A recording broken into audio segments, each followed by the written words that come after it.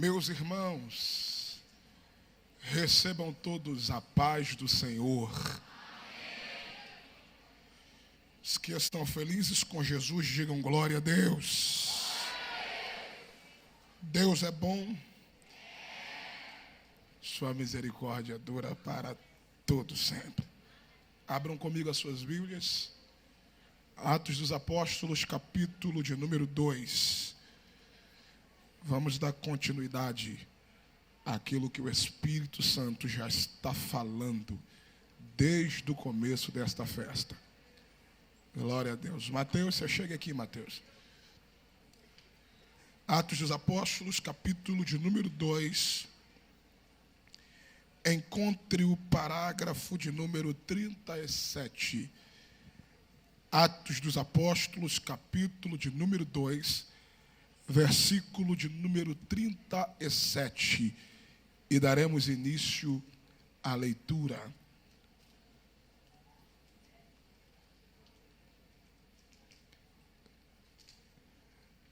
Os que já se localizaram no texto, digam amém.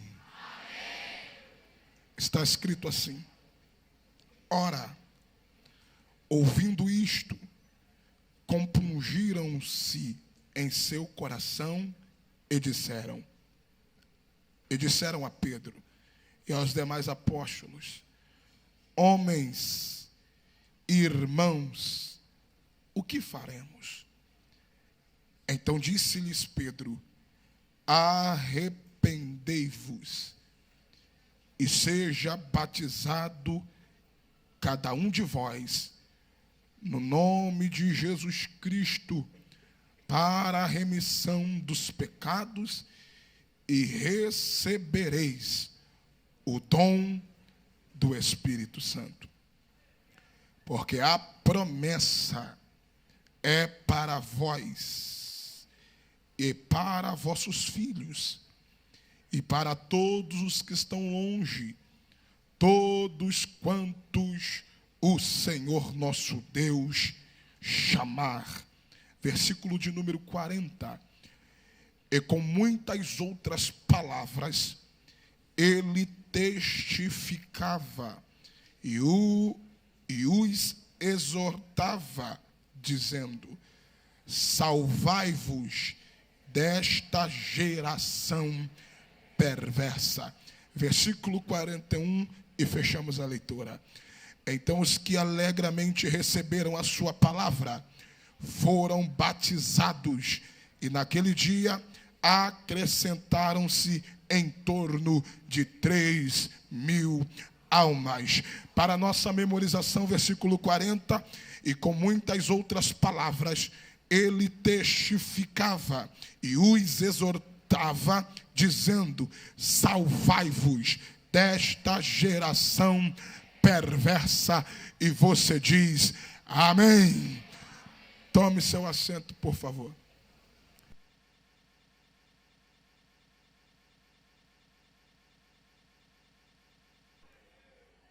Queridos, redobre a sua atenção, por favor.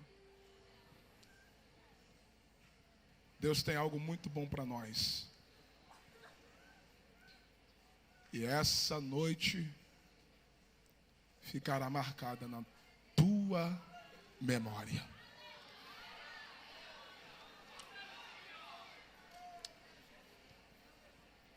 Pela tarde nós falamos um pouco sobre o derramamento do Espírito. E de fato, nós tivemos aqui uma manifestação do derramamento do Espírito. Jesus batizou 87 adolescentes com o Espírito Santo. E 27 se decidiram por Cristo. Mas Deus ainda tem algo especial para nós. E não tem como falar do derramamento do Espírito se não falar das características, ou, por que não dizer, algumas das características do Espírito Santo, ou do poder do Espírito Santo. Se você observar o livro de Atos dos Apóstolos, no capítulo de número 1 e o versículo de número 8, aquilo que nós podemos chamar de o texto áureo do livro de Atos dos Apóstolos. Jesus disse para os seus discípulos e para alguns que estavam naquele grupo e que foram direcionados por Jesus para o cenáculo.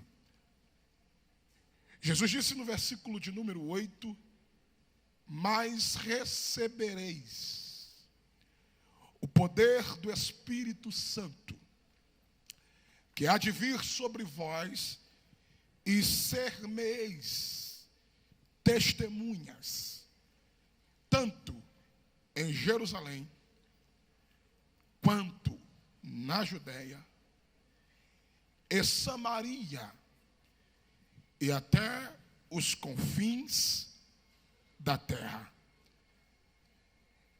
Jesus está dizendo para os seus discípulos que após o recebimento do poder do Espírito Santo, eles seriam transformados em testemunhas de Jesus. Renan, por quê?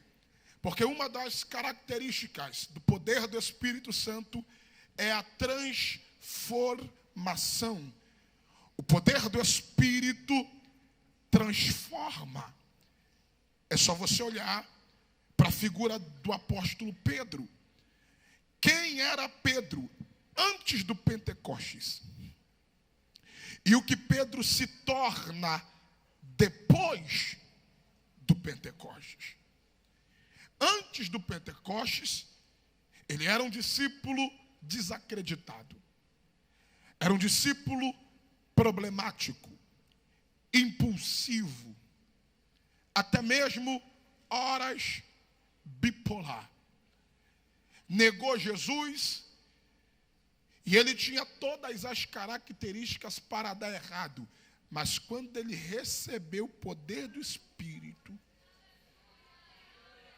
ele se torna, primeiro, um dos maiores pregadores da igreja primitiva. Segundo, um dos maiores líderes da igreja. Isso se dá dos dois encontros que Pedro teve com Jesus. O primeiro encontro que Pedro teve com Jesus, que é a primeira pesca maravilhosa, Jesus pede o barco de Pedro emprestado e começa a pregar para as multidões.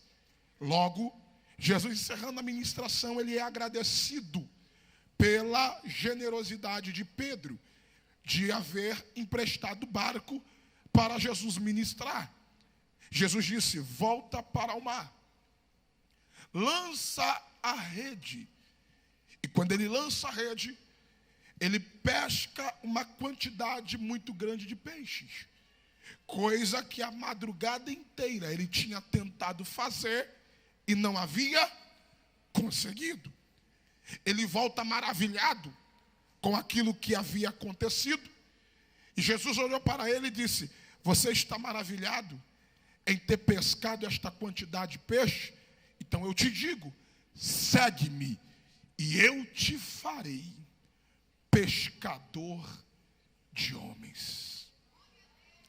Na primeira pesca, Jesus faz de Pedro o maior pregador da igreja primitiva.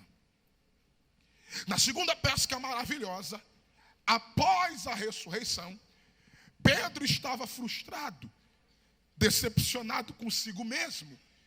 E a primeira coisa que Pedro fez foi voltar a fazer o que antes fazia.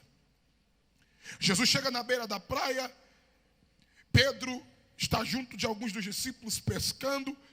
Jesus grita da beira da praia, dizendo: Pedro, vocês têm algum peixe para que eu possa me alimentar? Eu imagino Pedro, dentro da sua ignorância, respondendo: não tem nem para nós, que dirá para você? Porque Pedro não havia reconhecido que quem estava gritando na beira da praia era Jesus. Eu imagino João olhando para Pedro e dizendo assim: rapaz, eu conheço essa voz, eu conheço esse jeito, eu conheço essa postura. Não é Jesus que está na beira da praia. Pedro olha, e quando Pedro reconhece, o texto diz que ele estava despido. Ele veste a sua roupa, se joga no mar. Ele não espera o barco chegar, porque demoraria muito. Ele se lança no mar, ele vai nadando de braçada até chegar diante de Jesus. E quando ele chega diante de Jesus, aquele que havia pedido pão para comer, está com peixe na brasa e pão cozido para se alimentar. Alguém deu glória. Jesus, quando pede alguma coisa para nós, ele não pede porque não tem. Quando Jesus nos pede alguma coisa, é ele querendo provar se a nossa fé ainda está fundamentada nele. Porque quem pede alguma coisa tem mais para dar do que para receber. Quando Pedro viu que era Jesus, Jesus olhou para Pedro e disse: Pedro, tu me amas? Pedro olha para Jesus e diz: Senhor, eu te amo. Aí Jesus olha para Pedro e diz: então pastoreia as minhas ovelhas. Jesus torna a repetir: Pedro, tu me amas? Pedro diz: Senhor, eu te amo. E Jesus diz: então apacenta as minhas ovelhas. Jesus pela terceira vez diz: Pedro, tu me amas? Pedro abaixa a cabeça, a lágrima escorre no seu rosto e ele diz: Senhor, tu conheces tudo e tu conheces todos, tu sabes que eu te amo. Jesus olhou para ele e disse: então pastoreia as minhas ovelhas. Renan, por que Jesus pergunta 3 vezes se Pedro amava? Para confrontá-lo, não somente para confrontar, porque evangelho também é confronto, mas Jesus queria saber, na mesma quantidade de vezes que Pedro havia o negado, se ele o amava. E Jesus não pergunta porque duvida. Jesus pergunta porque para pastorear a igreja, para pastorear as suas ovelhas, é só quem ama. Porque ministério não é para quem quer, ministério é para quem ama. Ministério não é para quem quer. Ah, eu achei engraçado, eu achei interessante, eu vou ser pregador. Pregador não é para quem acha legal, pregador é para quem foi chamado e forjado na sarça ardente. Ministério não é para quem acha que é legal, não é para quem acha que é interessante. Ministério é para quem ama aquilo que faz. Eu não prego porque eu acho bom, eu prego porque eu amo, eu prego porque ele me chamou, eu prego porque ele me vocacionou. Nenhum dos senhores que estão aqui à minha retaguarda, e eu digo isso sem medo de errar, estão aqui porque foram obrigados. Nós estamos aqui porque nós amamos, porque Deus só entrega a responsabilidade nos ombros e na mão de quem ama aquilo que faz. Ama. Jesus diz: se tu me amas, então pastoreia as minhas ovelhas. E na segunda pesca maravilhosa, Jesus pega um homem desacreditado e transforma em pastor presidente da igreja. Renan, por que Jesus não pegou outros nomes para presidir a igreja? Por que Jesus escolheu logo a Pedro? Primeiro, que a escolha de Deus não é a escolha dos homens. Porque enquanto os homens escolheu a Saul, Deus escolheu a Davi. Mas Pedro não era problemático. Pedro não tinha características negativas para tal responsabilidade. Mas Jesus é o único que tem esta capacidade de andar com camarada no presente enxergando ele no futuro. E Pedro no presente não prestava. Pedro no presente era duvidoso. Pedro no presente era impulsivo.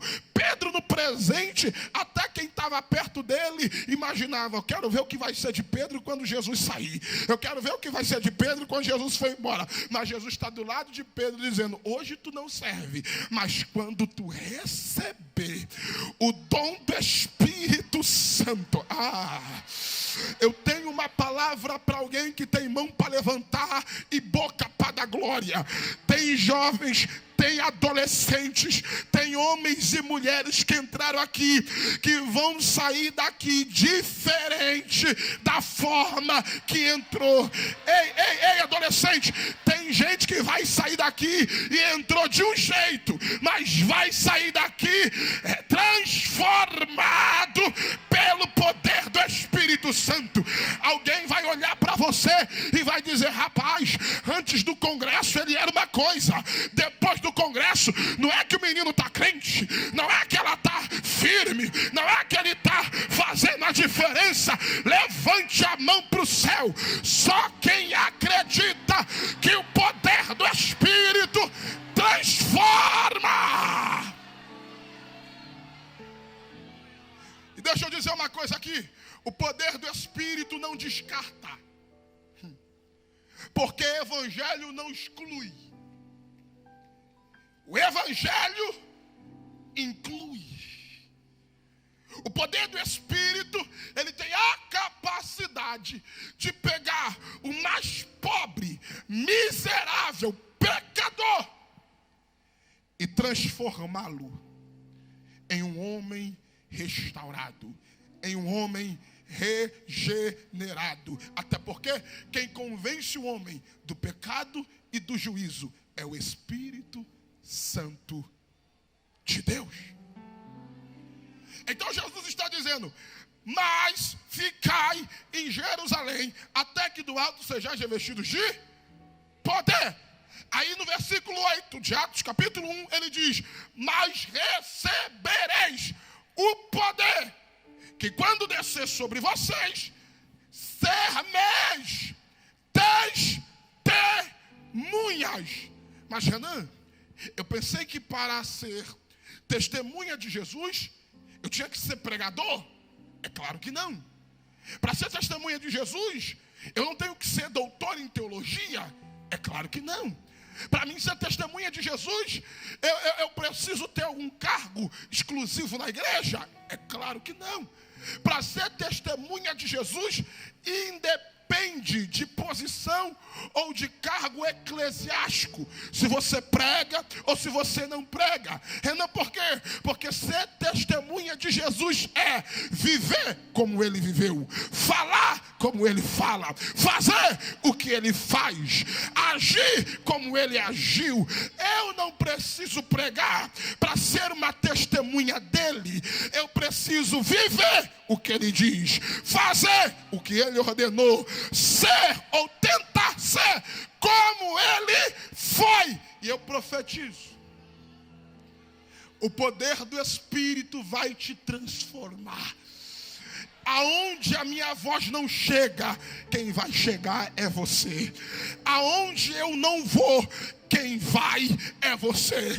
Onde o teu pai ou a tua mãe não chegaram, quem vai chegar é você. Porque o Espírito Santo de Deus vai te transformar aqui esta noite. Ser-me-eis testemunhas. Primeiro, o Espírito transforma. Segundo, tanto na Judeia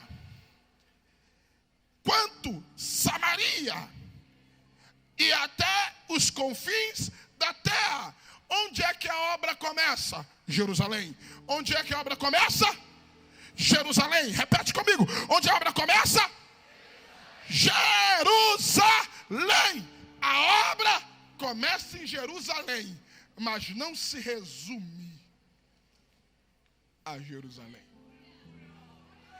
A obra começa em Jerusalém, mas o seu alcance é os confins da terra. Eu não peguei. Eu estou dizendo que a obra que está começando na tua vida nesse congresso não vai terminar dentro dessas 4 paredes. A obra, isso aqui é para alguém que já está de mão levantada. A obra que o Espírito Santo está começando na tua vida neste congresso não vai ficar resumido a este congresso. Não vai acabar o congresso e acabar o poder. Não vai acabar o congresso e a tua vida vai voltar a ser o que era. Eu declaro sobre a tua vida que o que você está recebendo aqui, você vai levar daqui para a tua casa, vai levar daqui para a tua escola, vai levar daqui para a faculdade, vai levar daqui para a tua rua, vai levar daqui para a comunidade que você mora, vai levar daqui para o teu trabalho, vai levar daqui para Recife, vai levar daqui para outros municípios dessa cidade. Aonde você chegar, o poder do Espírito vai te acompanhar. Vamos interagir? Segura na mão de um vaso do teu lado aí, pegue na mão de um crente. Glória. Saculeja ele. Isso. Dê um saculejo nela. E diga: o que o Espírito Santo está começando na tua vida durante esses dias, será dentro de você uma fonte que jorrará para a vida eterna. Eu declaro sobre a tua vida que o Espírito está começando, o pecado não vai interromper. O que o Espírito está começando, as palavras contrárias não irão interromper. O que o Espírito Santo está começando, maldição hereditária não vai interromper. A obra que o Espírito Santo está começando, o espírito da criminalidade, o espírito da violência, o espírito da prostituição não vai interromper. Por quê? Porque a boa obra que Ele começou na tua vida, Ele é fiel. Ele é fiel para terminá-la. Dá uma cotovelada nesse crente, acotovele ele e diga: é de Jerusalém para a Judeia. Diga: de Judeia para Samaria. Diga: e de Samaria até os confins da terra. Até os confins da terra. O Espírito Santo acabou de me informar: Renan, eu vou levantar adolescentes aqui nesta noite, tão cheios do Espírito, mas tão cheios do Espírito, que irão despertar, que irá nascer em você dons espirituais. Deus vai te usar tanto nesta casa, Deus vai te usar tanto nesta igreja, Deus vai te usar tanto no meio da tua família, Deus vai te usar tanto naquela congregação, Deus vai te usar tanto lá naquele lugar, naquela escola, naquele trabalho, aonde você estiver, que a obra não vai ficar só aqui. Eu estou pregando para adolescentes que daqui a um tempo Deus vai abrir fronteiras, Deus vai abrir conexões. Tem gente que não vai ficar só aqui em Pernambuco, tem gente que vai para a América, tem gente que vai para a Europa, tem gente que vai para a África, tem gente que vai para a Ásia, tem gente...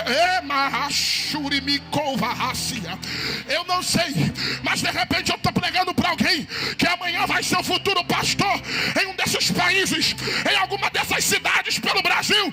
Eu vim declarar sobre a tua vida: a unção do Espírito vai se apoderar de você. Você não é o que a sociedade diz que você é. Você é aquilo que o Espírito Santo te separou para você ser. Meu Deus, já tem alguém pegando aqui.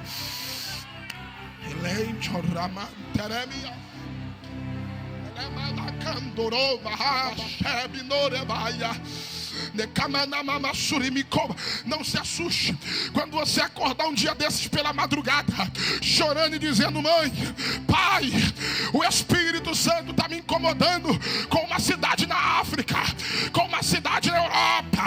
Não se assuste. assuste quando você chamar o pastor e dizer: eu quero ser obreiro da casa do Senhor, eu quero fazer alguma coisa, eu quero ser útil para alguma coisa.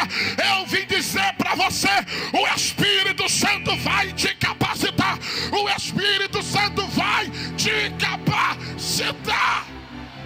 Eu disse que o Espírito Santo ele gera movimento, poder, que também pode ser traduzido como virtude. Vem de uma raiz grega chamada dunamis.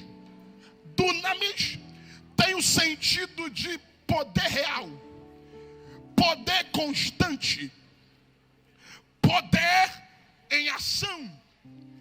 Uma vez que eu recebo o poder do Espírito, por mais que eu não veja, esse poder se torna em mim uma energia.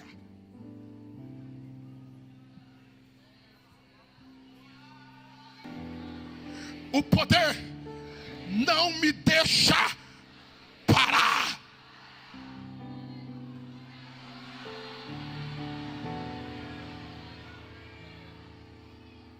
Eu lembro quando eu fui batizado com o Espírito Santo, eu tinha 7 para 8 anos de idade. Quando eu fui batizado com o Espírito Santo, eu recebi uma aptidão. Olhe para cá, olhe para mim, não perca o foco aqui. Eu recebi uma aptidão espiritual muito grande. A minha vontade era estar na igreja. Eu tinha prazer na consagração. Eu tinha um prazer de ir para os cultos semanais da igreja.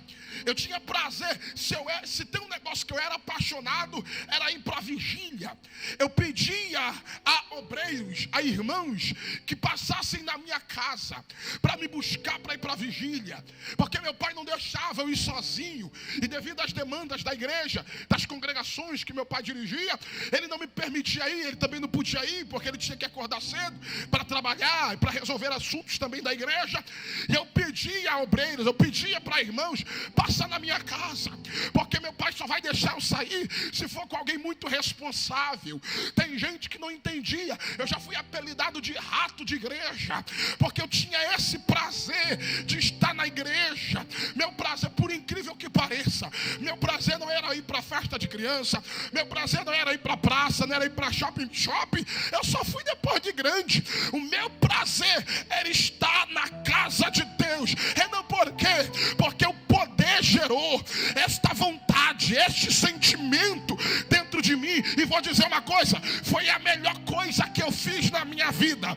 Foi me lançar na obra de Deus, foi me entregar na obra de Deus. E hoje eu entendo que aquilo que eu vivenciei há anos atrás me deu base, me deu estrutura, me deu capacidade para poder estar aqui hoje, dizendo para uma geração de jovens: o poder do Espírito gera movimento em você. O poder do Espírito gera movimento em você.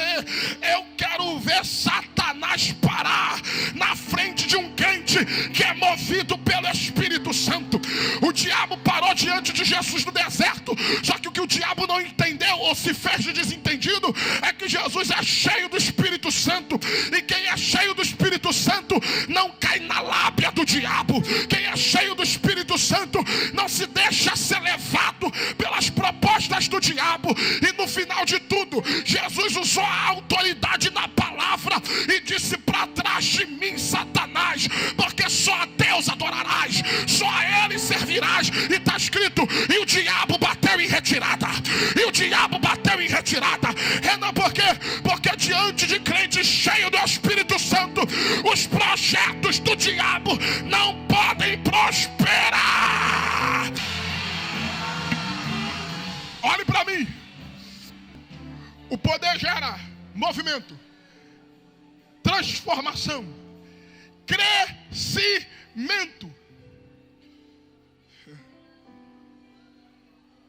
Uma unção de crescimento vai ser liberada sobre a tua vida hoje. Eu quero declarar sobre a tua vida: tudo que você pegar em tuas mãos para fazer vai crescer. Eu declaro: haverá crescimento na tua vida profissional. haverá crescimento na tua vida ministerial.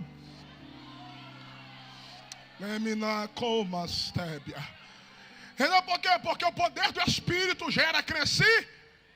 A igreja inaugurou com 120 crentes. Quantos crentes? Quantos crentes? Em menos de 24 horas, a igreja cresceu de 120 para 3.120 crentes. Agora você entende por que o diabo fez de tudo para acabar com a igreja? Agora você entende porque o sistema religioso da época fez de tudo para acabar com a igreja? Agora você entende porque o governo da época fez de tudo para tentar acabar com a igreja?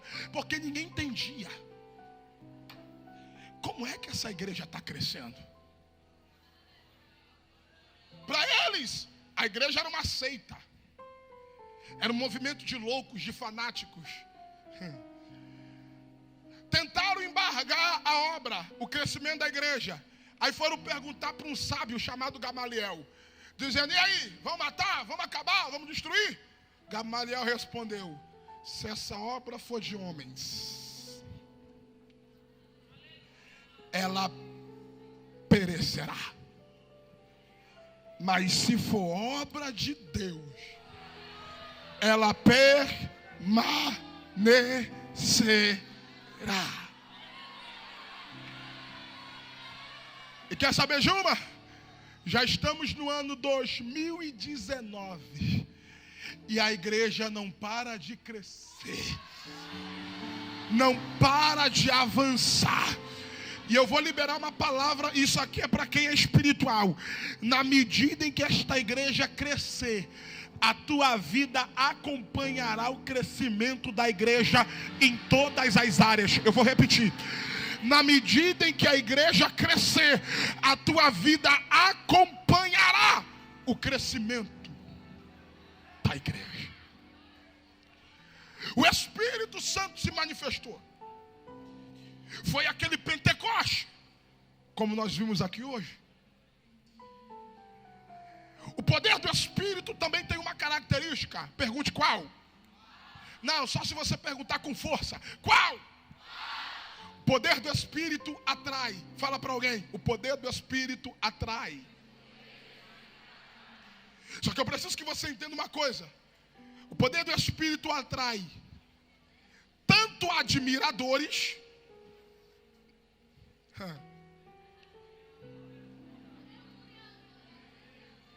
como opositores. E deixa eu abrir um parêntese. Se você não está preparado para ser perseguido, não cresça. Continua do jeito que você está. Não, por quê? Porque quem vive o poder do Espírito Santo, ele é tanto admirado quanto odiado. Por que você acha que tanta gente se levanta contra esta igreja? Por que você acha que tanta gente se levanta contra o teu ministério, contra a tua vida? Por que tanta gente se levanta contra você para tentar te parar, para tentar te destruir? Porque o poder do Espírito Santo atrai. Fala para alguém: o poder do Espírito atrai. Olhe para cá e eu finalizo. Jerusalém está em festa. A festa era de Pentecostes. O contexto nos informa que haviam judeus de todas as partes do mundo em Jerusalém. Quando aconteceu aquele Pentecostes, aquele poder, o derramamento do Espírito no cenáculo, a multidão de visitantes, de turistas, foram atraídos pela manifestação do Espírito. Aí eles diziam assim: nossa, que coisa linda! Cada um fala na sua própria língua. Interessante. Só que uma outra grande parte da multidão dizia assim: essa hora do dia, estão embriagados a essa hora do dia. Pedro, impulsionado pelo Espírito. Quem? Pedro, impulsionado pelo Espírito, sai de dentro do cenáculo e começa a ministrar. Varões galileus, o que vocês acabam de testemunhar não é fruto de uma embriaguez, sendo esta a hora do dia, mas é cumprimento de promessa. Cumprimento de... Eu tenho uma palavra profética. Aquilo que Deus prometeu na tua vida vai se cumprir. Que promessa? A promessa que Joel profetizou, dizendo que nos últimos dias derramaria o Senhor do seu Espírito sobre toda a carne. Vossos filhos e filhas profetizarão, vossos velhos terão sonhos, vossos jovens terão visões. E sobre os servos e servas daquele dia derramarei do meu Espírito e profetizarão. E vereis sinais nos céus, sangue, fogo e coluna de fumaça. E todo aquele que invocar o meu nome será salvo. Pedro começa um dos mais poderosos sermões de toda a Bíblia Sagrada. Ele começa a pregar a mensagem da ressurreição de Cristo. Olhe para mim, o primeiro pregador a pregar a mensagem da ressurreição foi Pedro. Lembra de Pedro? Desacreditado. Lembra de Pedro? Problemático. Lembra de Pedro? Sem futuro. Lembra de Pedro? O que seria dele? E quem é que se levanta para pregar o primeiro sermão profético a respeito da ressurreição? Pedro. Renan, por quê? Porque Jesus vai confundir muita gente através de você. Alguém aqui atrás deu glória, eu vou repetir. Jesus vai confundir muita gente através de você. Quem olhou para você e disse assim: não vai ser nada, não vai chegar em lugar nenhum, vai ter que olhar e dizer: ué, não é que Jesus é na vida dele, não é que Jesus é na boca dela, não é que Jesus usa ele, Imagine o povo olhando, não é o Pedro pescador, não é o Pedro ignorante, mas é o Pedro cheio do Espírito.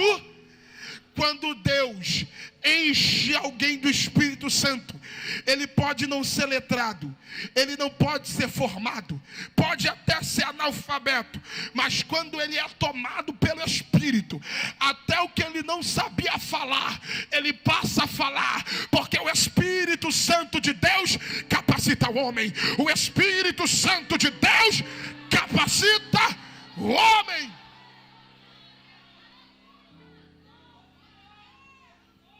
Aí Pedro começa a pregar a respeito da ressurreição de Jesus. Olhe para mim. E ele começa a dizer: Davi falou a respeito dele.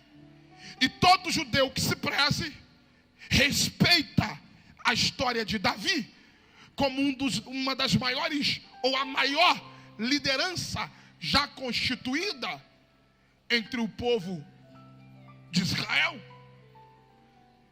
O próprio Davi falou a respeito dele, dizendo: eu via diante da minha face, assentado à destra. E ele diz: aquele a quem vocês crucificaram, mas Deus, o Pai, o exaltou, o ressuscitou de dentre os mortos e o fez Senhor para a glória de Deus. O sermão de Pedro durou aproximadamente 40 minutos. Quantos minutos? Quantos minutos? Aproximadamente 40 minutos de sermão.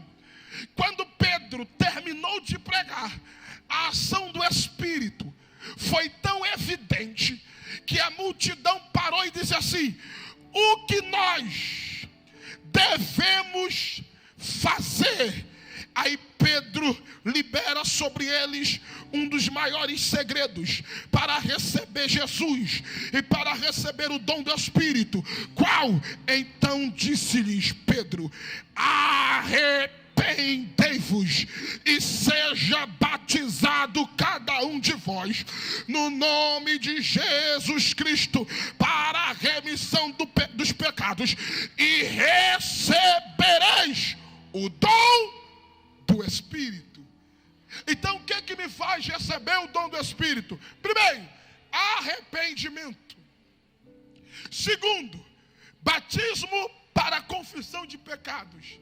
E aí que uma porta é aberta na tua vida para que o Espírito Santo haja em você, por você e através de você. Bata no peito e diga: o Espírito Santo tem liberdade de agir em mim, por mim e através de mim. Quantos já sabem isso, digam amém. Olhe para cá. Aí ele diz assim: porque a promessa é para vós, para vossos filhos, para todos os que estão longe e todos quantos o nosso Deus chamar. Escute isso aqui e prepare para a glória. O Espírito Santo não faz acepção de pessoas. Todos quantos quiserem receber e reconhecer Jesus como o único e suficiente Salvador, recebem de Deus o direito à promessa, porque Jesus nos fez filhos de Deus por adoção. Então olhe para quem está do teu lado e diga: eu tenho direito à promessa. Diga: você tem direito à promessa. Aí Pedro termina com o versículo que é a chave para esta festa. E com muitas outras palavras, ele testificava e os exortava, dizendo: salvai-vos desta geração perversa. E como eu posso fazer para me salvar? Reconhecendo Jesus como meu único e suficiente Salvador. O único que pode nos salvar de tudo que está sendo empregado por esta geração perversa é o poder do Espírito Santo e a graça de Jesus, que foi liberada para nós através do seu sacrifício na cruz do Calvário. E deixa eu liberar uma palavra para quem tem glória para dar. Sabe por que nós estamos aqui? Sabe por que você se reuniu neste dia e durante todos esses dias para esta festa? Porque você entende que o melhor lugar para se estar, e mediante a esta cidade, e mediante a esta população, e mediante a este mundo já condenado, é estar no centro da vontade de Deus. Sabe por que essa festa começou domingo e vai até o sábado? Para que muitos participem do que Deus está fazendo aqui. É porque você entende que este lugar é o melhor lugar para se estar, que é no centro da vontade, na presença, nos átrios do Senhor. Enquanto muitos escolhem as férias para ir para a praia, para ir passear, para ir viajar, você decidiu passar o dia inteiro na presença de Jesus de Nazaré. Esse é o melhor lugar. Segura na mão de um vaso aí, segura na mão de um crente e diga: você está no melhor lugar. Fala com autoridade, diga: você está no melhor lugar. Ei, o salmista disse isso: alegrei-me quando me disseram: vamos à casa do Senhor. Só quem está alegre por estar na casa do Senhor faz o barulho que o diabo não gosta.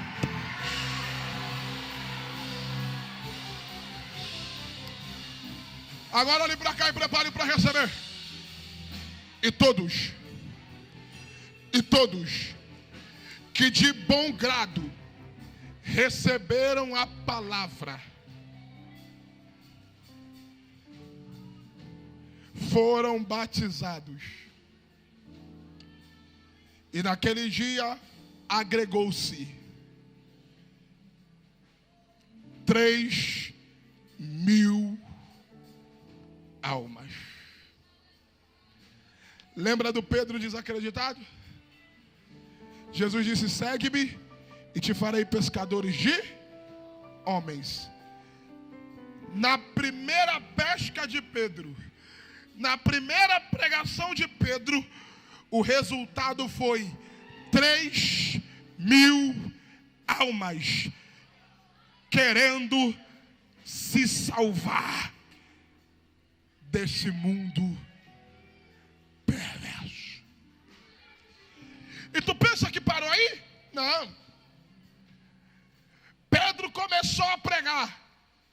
E as pregações de Pedro eram marcadas por multidões, e multidões, e multidões, e multidões. Eu tenho uma palavra: através de você, Deus vai gerar multidões, multidões, multidões, multidões, multidões, multidões. Se você ler Atos capítulo 4, Pedro começa a pregar depois de curar o coxo da Porta Formosa. E ele nem concluiu a mensagem. A mensagem foi interrompida. Aí o texto diz assim: mas aqueles que ouviram, creram. Mas aqueles que ouviram, creram. Mas aqueles que ouviram, creram. E juntou-se quase 5.000. Fala para quem está do teu lado: se com metade de um sermão Pedro ajuntou 5.000, imagine se ele pregasse a mensagem toda. Eu declaro sobre a tua vida que a unção do Espírito Santo vai se apoderar de você. E aonde você colocar a planta dos teus pés, a imagem de Jesus e o esplendor e o brilho do Espírito Santo vai revelar quem você é diante dos homens. Você não é mais um, você não é qualquer um, você